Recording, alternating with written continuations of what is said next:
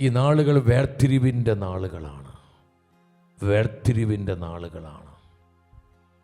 നെല്ലും പതിരും വേർതിരിക്കുന്നത് പോലെ കർത്താവ് ആത്മാക്കളെ വേർതിരിക്കുന്ന സമയം. മത്തായിയുടെ സുവിശേഷം 3-ാം അധ്യായം 11-12 വചനങ്ങളിൽ നാം തിരുവചനത്തിൽ കാണുന്നുണ്ട്. നിങ്ങൾ സാധിക്കുന്ന എല്ലാവരും വചനെടുത്ത് ഉണർവോടെ വായിച്ച്, മാനസാന്തരത്തിനായി ഞാൻ ജലം കൊണ്ട് നിങ്ങളെ സ്നാനപ്പെടുത്തി, എൻ്റെ പിന്നാലെ വരുന്നവൻ എന്നേക്കാൾ ശക്തൻ, അവൻ്റെ ചെരുപ്പ് വഹിക്കാൻ പോലും ഞാൻ യോഗ്യനല്ല, അവൻ പരിശുദ്ധാത്മാവിനാൽ അഗ്നിയാലും നിങ്ങളെ സ്നാനപ്പെടുത്തും, വീശുമുറം അവൻ്റെ കയ്യിലുണ്ട്. 12-ാം വചനത്തിൽ പറയുന്നു, അവൻ കളം വെടിപ്പാക്കി ഗോതമ്പ് അറപ്പുരയിൽ ശേഖരിക്കും, പതിര് കെടാത്ത തീയിൽ കത്തിച്ച് കളയുകയും ചെയ്യും. വീശുമുറം അവൻ്റെ കയ്യിലുണ്ട്.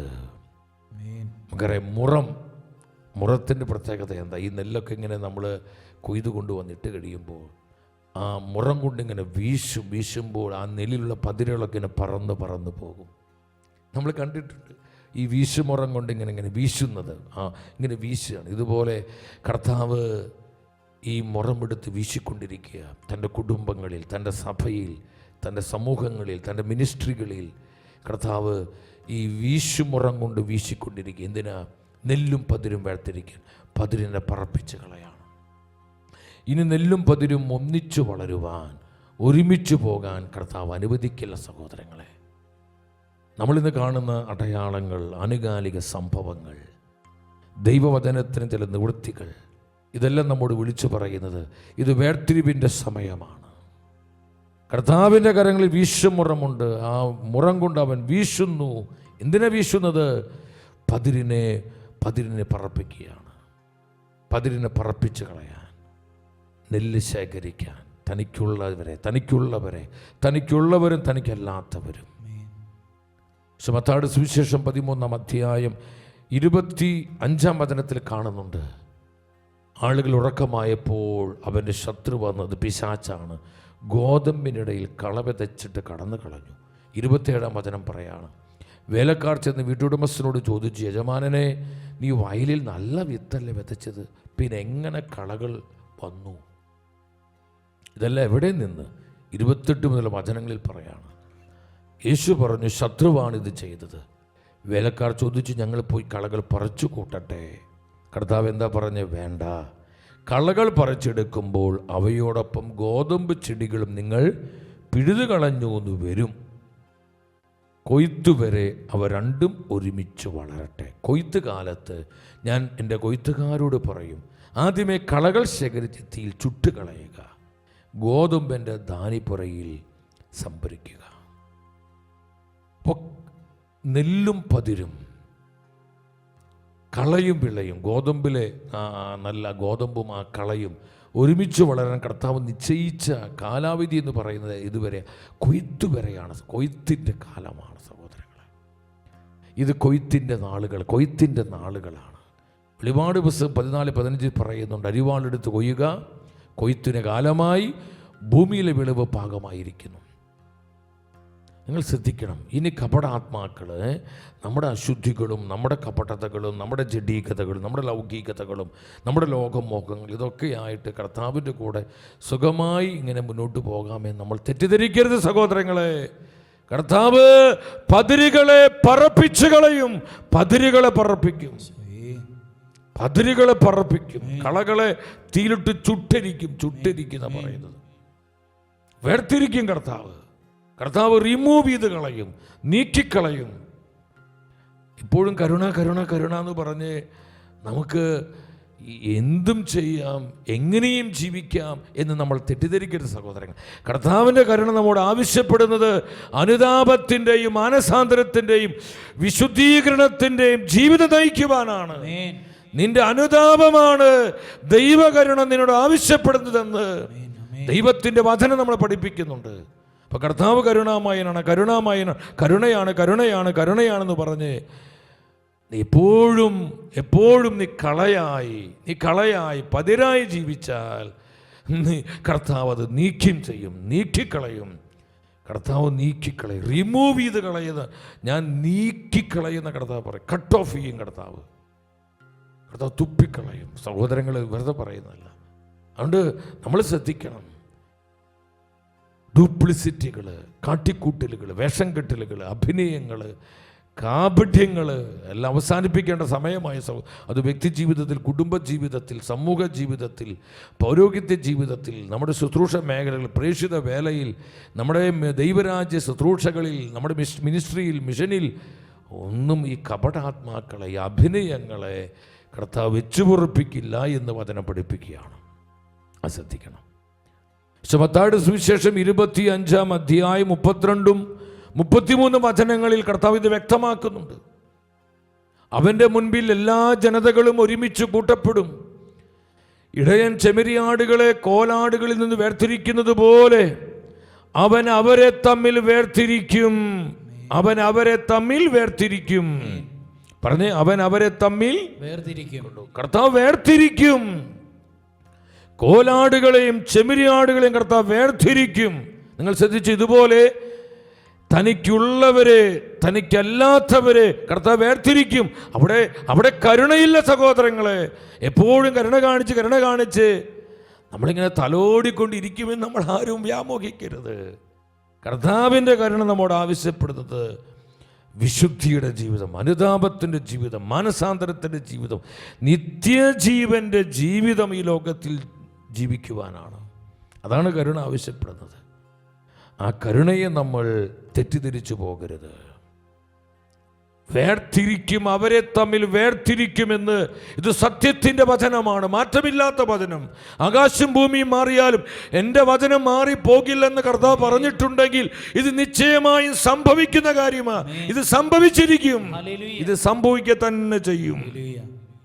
അവരെ തമ്മിൽ വേർതിരിക്കും. 33-ാം വചനത്തിന് അവസാന ഭാഗത്തോട്ട് വന്ന് വേർതിരിച്ചിട്ട് എന്താ കർത്താവ് ചെയ്യുന്നത്? അവൻ ചെമ്മരിയാടുകളെ തൻ്റെ വലതുവശത്തും കോലാടുകളെ തൻ്റെ ഇടതുവശത്ത് നിർത്തും. തൻ്റെ ഇടതുവശത്തും അവരെ നിർത്തുകയാണ് സഹോദരങ്ങൾ, അവരെ നിർത്തുകയാണ്. അതുകൊണ്ടാണ് വചനം പറയുന്നത്. നിങ്ങളിത് മനസ്സിലാക്കണം. പുറപ്പാട് പുസ്തകം 9:4 നിങ്ങൾ ഒരു സെക്കൻഡ് ശ്രദ്ധിച്ച് ആ വചനങ്ങൾ ശ്രദ്ധയോടെ വായിക്കണം. ഞാനത് വായിച്ചപ്പോൾ അത്ഭുതപ്പെട്ടു പോയി.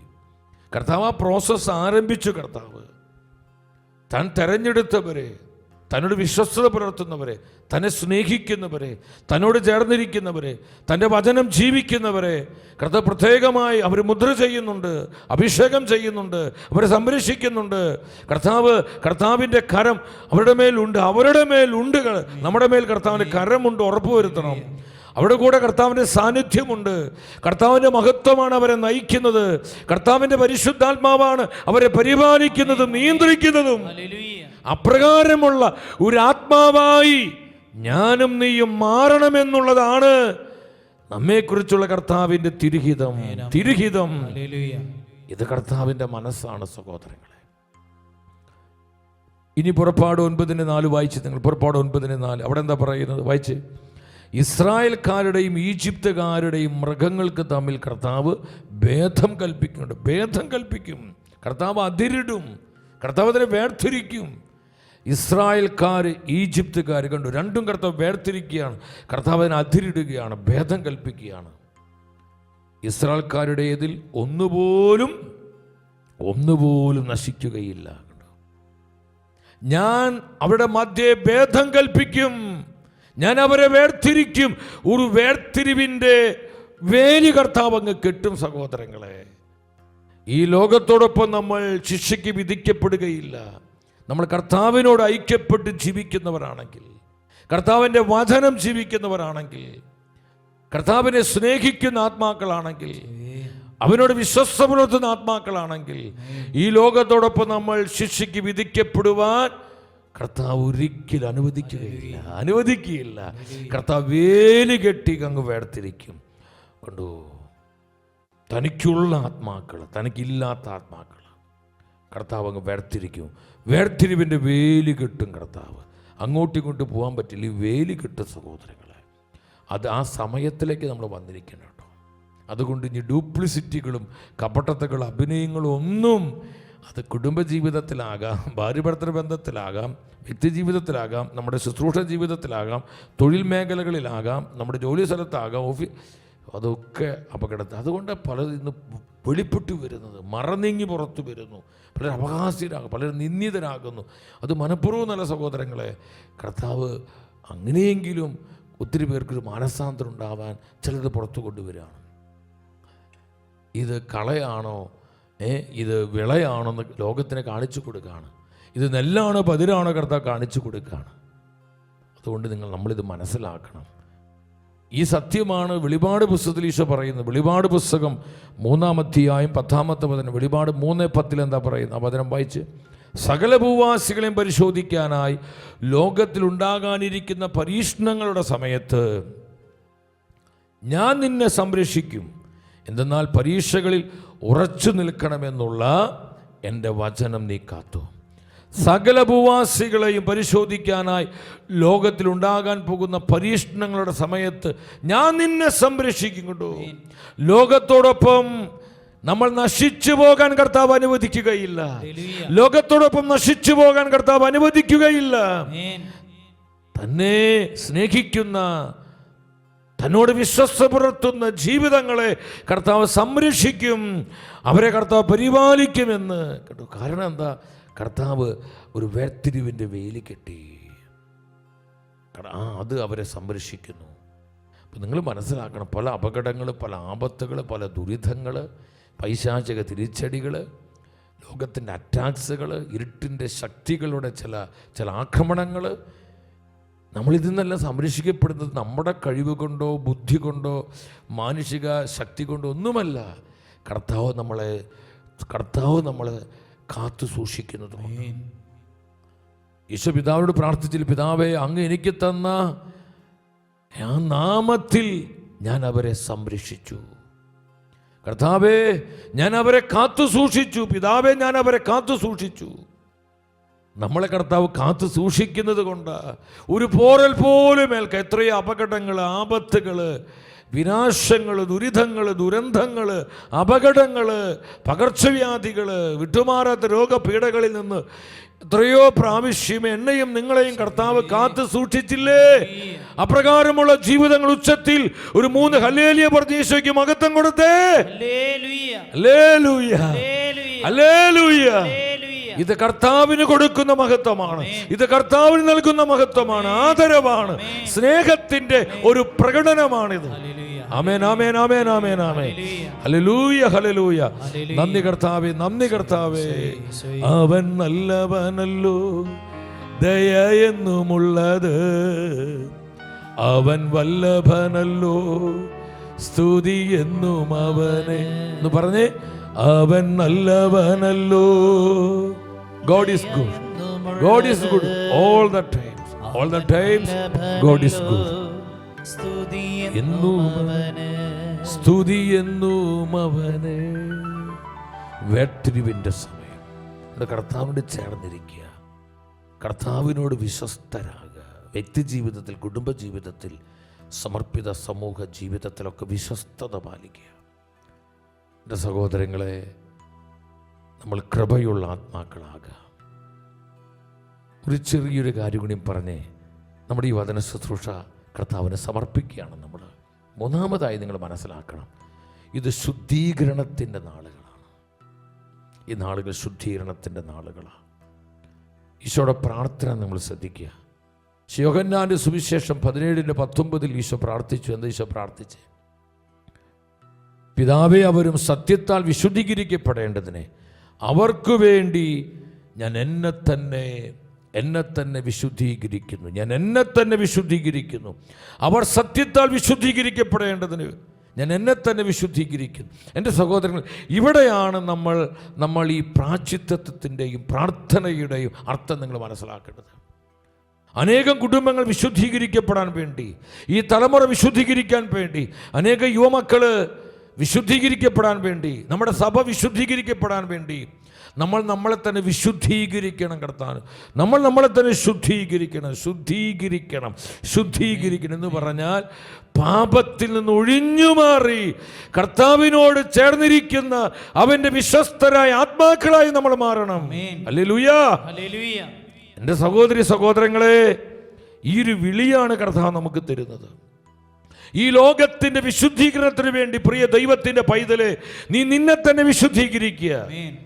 നമ്മുടെ സഭയുടെ നവീകരണത്തിന് വേണ്ടി, സഭയുടെ ശുദ്ധീകരണത്തിന് വേണ്ടി, സഭയുടെ വളർച്ചയ്ക്ക് വേണ്ടി, സഭയുടെ മകൻ മകൾ എന്ന നിലയിൽ നീ നിന്നെ തന്നെ ശുദ്ധീകരിക്കുക. അവിടെയാണ് കൃപകൾ ഒഴുകുന്നത്, അഭിഷേകം വ്യാപരിക്കുന്നത്, പരിശുദ്ധാത്മാവിന്റെ പ്രവർത്തനങ്ങൾ പ്രബലമാകുന്നത് ശുദ്ധീകരിക്കുന്നതിലൂടെ. അപ്പോൾ ശുദ്ധീകരണത്തിന് അത്രയും പവറുണ്ട്, നിങ്ങൾ മനസ്സിലാക്കണം. ശുദ്ധീകരണത്തിന് അത്രയും പവറുണ്ട് സഹോദരങ്ങളെ. ഈ ഗെത്സമൻ വിജിലിൽ നമ്മൾ കർത്താവിനോടൊപ്പം ഈ രാത്രി ഉണർന്നിരിക്കുമ്പോൾ ആത്മാവിന് നമുക്ക് നൽകാനുള്ള സന്ദേശം ഇതാണ്. ഇത് ശുദ്ധീകരണത്തിൻ്റെ നാളുകളാണ്. ലേവ്യ പുസ്തകം 20:7 ഈ വചനമാണ് പരിശുദ്ധാത്മ നമുക്ക് തരുന്നത്. അതിനാൽ നിങ്ങളെ തന്നെ ശുദ്ധീകരിച്ച് വിശുദ്ധരാകുവിൻ, എന്തെന്നാൽ ഞാനാണ് നിങ്ങളുടെ ദൈവമായ കർത്താവ്. നിങ്ങൾ ശ്രദ്ധിച്ച്, നമ്മുടെ മക്കൾ അഭിഷേകമുള്ള മക്കളാകാൻ, നമ്മുടെ മക്കൾ ദൈവവചനത്തിൻ്റെ തീനാവുകളാകാൻ, നമ്മുടെ കുഞ്ഞുങ്ങൾ സഭയ്ക്ക് അനുഗ്രഹങ്ങളായി മാറാൻ, നമ്മുടെ മക്കൾ നമ്മുടെ കുടുംബങ്ങൾക്ക് കൃപയായി മാറാൻ, പ്രിയ മാതാവേ പിതാവേ, നിന്റെ ദാമ്പത്യത്തെ ഒരു അപ്പനൊരു അമ്മ എന്ന നിലയിൽ, ഒരു ഭാര്യ ഒരു ഭർത്താവ് എന്ന നിലയിൽ നിങ്ങളെ തന്നെ ശുദ്ധീകരിക്കണം. മാതാപിതാക്കളുടെ ശുദ്ധീകരണമാണ് മക്കളിലേക്ക് അഭിഷേകത്തെ കൊണ്ടുവരുന്നത്. അതാണ് മക്കളെ വിശുദ്ധീകരിക്കുന്നത്, നമ്മുടെ മക്കളെ കൃപയുള്ളതാക്കുന്നത്. നിനക്ക് ശുദ്ധീകരണമുണ്ട്. നീ നിന്നെ തന്നെ ശുദ്ധീകരിക്കുന്നുണ്ടോ? പാപോപേക്ഷിക്കുന്നുണ്ടോ? കർത്താവിനെ സങ്കടകരമായ മ്ലേച്ഛതകൾ, ജഡീകതകൾ, എൻ്റെ ദൈവമക്കളെ, നമ്മൾ ശ്രദ്ധിക്കണം. നമ്മുടെ ജീവിതത്തിൽ അതും വെച്ചുകൊണ്ട് നമ്മൾ പ്രാർത്ഥിച്ചു, ആരാധിച്ചു, ഉപവസിച്ചാൽ ദൈവകൃപ ഒഴുകില്ല. നമ്മൾ കൃപ മുടക്കികളായി മാറരുത് സഹോദരങ്ങളെ. പൗലോസ്ലീഹ സത്യസഭയെ പഠിപ്പിക്കുന്നുണ്ട്. തിമോത്തിയോസ് എഴുതിയ 2-ാമത്തെ ലേഖനം 2-ാം അധ്യായം 19-ാം വചനത്തിൽ എന്താണ് ദൈവത്തിൻ്റെ വചനം പറയുന്നത്? ദൈവം ഉറപ്പിച്ച അടിത്തറ ഇളകാതെ നിൽക്കുന്നു, അതിലിങ്ങനെ മുദ്രിതമായിരിക്കുന്നു, കർത്താവ് തനിക്ക് സ്വന്തമായിട്ടുള്ളവരെ അറിയുന്നു. കർത്താവിൻ്റെ നാമം വിളിക്കുന്നവരെല്ലാം പാപത്തിൽ നിന്ന് ഒഴിഞ്ഞു നിൽക്കട്ടെ. കർത്താവിൻ്റെ നാമം വിളിക്കുന്നവരോട് പരിശുദ്ധാത്മാവ് പറയുന്ന വ്യവസ്ഥ എന്താ? ആത്മാവ് പറയുന്ന വ്യവസ്ഥ എന്താ? നീ പാപത്തിൽ നിന്ന് ഒഴിഞ്ഞു നിൽക്കുക, മ്ലേച്ഛതകളിൽ നിന്ന് ഒഴിഞ്ഞു നിൽക്കുക, ജഡമോഹങ്ങളിൽ നിന്ന്, ലോകത്തിന്റെ സുഖഭോഗങ്ങളിൽ നിന്ന്, ഭോഗേച്ഛകളിൽ നിന്ന്, ഈ ലോകത്തിന്റെ സകല വശ്യതകളിൽ നിന്ന് നീ ഒഴിഞ്ഞു നിൽക്കുക. കാരണം നീ കർത്താവിൻ്റെ നാമം വിളിച്ചപേക്ഷിക്കുന്നവനാ, നാമം വിളിച്ചപേക്ഷിക്കുന്നവളാ. അപ്പൊ നമ്മുടെ ക്വാളിഫിക്കേഷൻ എന്ന് പറയുന്നത് പാപത്തെ ഉപേക്ഷിക്കലാണ്. അതാണ് വിശുദ്ധീകരണം. ദൈവത്തിനായി വേർതിരിക്കപ്പെടുക, ദൈവവചനത്തിനായി വേർതിരിക്കപ്പെടുന്ന അനുഭവം. എൻ്റെ സഹോദരങ്ങളെ, ഈ വിളി ലഭിച്ചവരാ നമ്മൾ പാപം ഉപേക്ഷിക്കാതെ എങ്ങനെയാ കൃപ വരിക? എങ്ങനെയാ ഹോളി സ്പിരിറ്റ് പ്രവർത്തിക്കാൻ പറ്റുക? എങ്ങനെയാ അഭിഷേകത്തിന് പകർച്ചയുണ്ടാവുക? ഉദാഹരണത്തിന് മൂർഖം പാമ്പനെ ഞാൻ കെട്ടിപ്പിടിച്ചിരിക്കുക. ഞാൻ ഇങ്ങനെ മൂർഖം പാമ്പനെ കെട്ടിപ്പിടിച്ചിരുന്നു, അതിനിങ്ങനെ പറ്റിപ്പിടിച്ചിരുന്നിട്ട് ഞാൻ പ്രാർത്ഥിക്കുക, കർത്താവേ പാമ്പ് കടിയിൽ നിന്ന് രക്ഷിക്കണേ, പാമ്പ് കടിയിൽ നിന്ന് രക്ഷിക്കണേ, പാമ്പ് കടിയിൽ നിന്ന് രക്ഷിക്കണേ. കർത്താവ് പറയണം, മോനെ നീ ആ പാമ്പിനെ വിടറ. പാമ്പിനെ വിടില്ല കർത്താവേ, എന്നെ പാമ്പ് കടിയിൽ നിന്ന് രക്ഷിക്കണേ. കർത്താവിന് എന്ത് ചെയ്യാൻ പറ്റും സഹോദരങ്ങളെ? നീ പാമ്പിനെ കെട്ടിപ്പിടിച്ചുകൊണ്ടിരിക്കും. പാപത്തെ കെട്ടിപ്പിടിച്ച്, പാപത്തെ ആശ്രയിച്ച് കൃപയ്ക്ക് വേണ്ടി പ്രാർത്ഥിച്ച കൃപ വരില്ല. പാപം ഉപേക്ഷിക്കാതെ അശുദ്ധിയിൽ ജീവിച്ച്, ലൗകികതയിൽ ജഡികതയിൽ നീ ജീവിച്ച് അഭിഷേകത്തിന് വേണ്ടി നിലവിളിച്ചാൽ നിന്റെ മേൽ അഭിഷേകം ഇറങ്ങില്ല. അഭിഷേകം ഇറങ്ങണോ, കൃപ വ്യാപരിക്കണോ, നീ പാപം ഉപേക്ഷിക്കണം. നിന്റെ കുടുംബം, നിന്റെ മക്കൾ, നിന്റെ തലമുറ പരിശുദ്ധാത്മാവിൽ നിറയണോ, പരിശുദ്ധ ജ്ഞാനത്തിൽ നിറയണോ, പരിശുദ്ധ വചനം കൊണ്ട് നിറയണോ, നീ നിന്നെ തന്നെ വിശുദ്ധീകരിക്കണം. അതാ കർത്താവ് പറഞ്ഞത്. അതുകൊണ്ട് സഹോദരങ്ങളെ, നമ്മൾ ഇപ്പോൾ ഒരുപാട് ലോകത്തിൻ്റെ സ്വാധീനങ്ങളും ലോകത്തിൻ്റെ വശ്യതകൾ, ലോകത്തിൻ്റെ മോഹങ്ങളൊക്കെ ഉണ്ട്. ഞാൻ കഴിഞ്ഞ കുറച്ച് ദിവസങ്ങളിൽ ചില വന്യവൈദികരുമായി അതുപോലത്തെ ചില മൊണോസ്ട്രികളൊക്കെ ഒന്ന് സന്ദർശിക്കാൻ കാരണമായി. ഞാൻ കഴിഞ്ഞ ഇതിൻ്റെ ആരംഭത്തിൽ പറഞ്ഞു, ബഹുമാനപ്പെട്ട സേവ്യർക്കം മട്ടായിലച്ഛൻ, അച്ഛനിപ്പോൾ താടി മീശയൊക്കെ വളർത്തി ഒക്കെ നരച്ചുകൊണ്ടിരിക്കുകയാണ്, ഡൈ ചെയ്യുന്നില്ല. അച്ഛനോട് അത്ര അടുത്ത ബന്ധമുണ്ട്. അച്ഛൻ പറഞ്ഞു, ഞാൻ ലോകത്ത് മറയുകയാണ്, കുറെ കൂടി ആ ഒരു താപസ ചൈതന്യത്തിലേക്ക് വരികയാണ് എന്ന് പറഞ്ഞാൽ അതൊരു ഒളിച്ചോട്ടമല്ല സഹോദരങ്ങളെ. മരുഭൂമിയിലെ താപസ പിതാക്കന്മാർ, നമ്മുടെ സഭാപിതാക്കന്മാരുടെയൊക്കെ ചരിത്രം ജീവിതമെടുത്ത് പഠിക്കുമ്പോൾ അവർ ലോകമോഹങ്ങളിൽ, ലോകത്തിന് സുഖലോലുപതകളൊക്കെ മറഞ്ഞിരുന്നവരെ, അതാണെന്ന് സഭയെ ശക്തിപ്പെടുത്തിയത്. അപ്പോൾ യഥാർത്ഥ റിവൈവൽ ഉണ്ടായത്, ഇവാഞ്ചലൈസേഷൻ ഉണ്ടായത്, പരിശുദ്ധാത്മ പ്രവർത്തനങ്ങൾ സഭയിൽ സജീവമായത് ഇപ്രകാരമുള്ളവരുടെ ജീവിതവും പ്രാർത്ഥനയും വിശുദ്ധിയുമാണ്. നമ്മുടെ സഭ ഇനി വളരണമെങ്കിൽ, നമ്മുടെ കുടുംബം രക്ഷപ്രാപിക്കണമെങ്കിൽ, നമ്മുടെ തലമുറകൾ കർത്താവിൻ്റെ സൗഖ്യത്തിലേക്ക് വരണമെങ്കിൽ നമ്മൾ ലോകത്തിൽ നിന്ന് മറഞ്ഞിരിക്കണം. ലോകമോഹങ്ങളോട്, ലോകത്തിൻ്റെ അരൂപിയോട് നമുക്കൊരു ഉപേക്ഷ വേണം. നമ്മൾ ഒരു വേർപാട് വിശുദ്ധിയൊക്കെ പറയുന്നുണ്ടെങ്കിലും നമുക്ക് വേർപാടുണ്ട് സഹോദരൻ, ശരിക്കൊരു വേർപാടുണ്ട്. ഇപ്പോഴും നമ്മൾ കരിസ്മാറ്റിക് അനുഭവമുള്ളവരാണ്, പരിശുദ്ധാത്മയുള്ള നമ്മൾ ഈ അടിപൊളികൾ, ഈ ഡാൻസും കൂത്തും പാട്ടും, ഏത് ഫംഗ്ഷന് പോയാലും നിങ്ങൾ ചിന്തിക്കണം, സന്തോഷിക്കണം. നമ്മൾ സന്തോഷിക്കേണ്ടത് കർത്താവിലായിരിക്കണം, ദൈവവചനത്തിലായിരിക്കണം. കർത്താവിൻ്റെ പ്രസൻസ് ഇല്ലാത്ത, ആത്മാവിൻ്റെ നിറവില്ലാത്ത ഒരു സന്തോഷങ്ങളും, ഒരു സെലിബ്രേഷൻസും, ഒരു പാർട്ടിയും, ഒരു ആഘോഷവും എനിക്ക് വേണ്ട എന്ന് തീരുമാനമെടുക്കാനുള്ള സമർപ്പണ ബോധം നിനക്കുണ്ടോ? കമ്മിറ്റ്മെന്റ് ഉണ്ടോ നിനക്ക്? ആ ഒരു പ്രതിബദ്ധതയുണ്ടോ? അതാണ് ഇന്ന് പരിശുദ്ധാത്മാവൻ അറിയേണ്ടത്. ഏത് പരിപാടിക്ക് ചെന്നാലും അവിടെ കൂത്തും ഇതൊന്നും മാരകഭാവം എന്നല്ല, ഇതൊക്കെ നിന്റെ കൃപയ്ക്ക് മങ്ങലേൽപ്പിക്കും. ഒരു സംശയം നീ വിചാരിക്കണ്ട. നിങ്ങൾ പരിശുദ്ധ വചനം എടുത്ത് പഠിക്കുക, സഭാപിതാക്കന്മാരെ പഠിക്കുക, സഭയുടെ വിശുദ്ധരെ പഠിക്കുക. അവർക്ക് ഇങ്ങനെയായിരുന്നു സഹോദരങ്ങൾ. അൽഫോൺസാമ്മ, നമ്മുടെ കേരള സഭയെ നോക്ക്, അൽഫോൺസാമ്മയുണ്ട്, മരിയന്ത്രേസ്യമ്മയുണ്ട്. ഇവരൊക്കെ നല്ല മിടിമിടിക്കുകളായ, നല്ല സുന്ദരികളായ ചെറുപ്പക്കാരികളൊക്കെ അവരുടെ യൗവനം കൊടുത്തു. അവർക്ക് സന്തോഷിക്കാൻ ഒരുപാട് വകയുണ്ട്. നിങ്ങൾ ചിന്തിക്കണം സഹോദരങ്ങളെ, നമ്മൾ ഈ പറയുന്ന പലതും കാര്യത്തോട് അടുക്കുമ്പോൾ നമ്മളൊക്കെ മാറിപ്പോകുന്നുണ്ട്. ലോകത്തിൻ്റെ ആത്മാവ്, ലോകാരൂപി നമ്മെ ഒരുപാട് സ്വാധീനിച്ചിട്ടുണ്ട്. നമ്മുടെ കുടുംബങ്ങളെ, നമ്മുടെ തലമുറകളെ, നമ്മുടെ സഭയെ, നവീകരണ ശുശ്രൂഷകളെ, ആത്മീയ മേഖലകളെ ഒരുപാട് ഈ ലോകത്തിൻ്റെ ആത്മാവ് ഇന്ന് സ്വാധീനിച്ചു കഴിഞ്ഞു. അതുകൊണ്ട് എന്താ, കൃപ പോയി, അനോയിന്റിങ് പോയി, പരിശുദ്ധാത്മാവിന്റെ പ്രവർത്തനം മന്ദീഭവിച്ചു പോയി. അതുകൊണ്ട് കർത്താവിൻ്റെ തിരുവെഴുത്ത് പറയുന്നത്, റോമർ 12:2, നിങ്ങൾ ഉച്ചത്തിലെ വചനം വായിച്ച്, പൗലോസ് ഒരു സഭയോട് പറയാണ്. റോമർ 12:2 എന്താ വചനം പറയുന്നത്?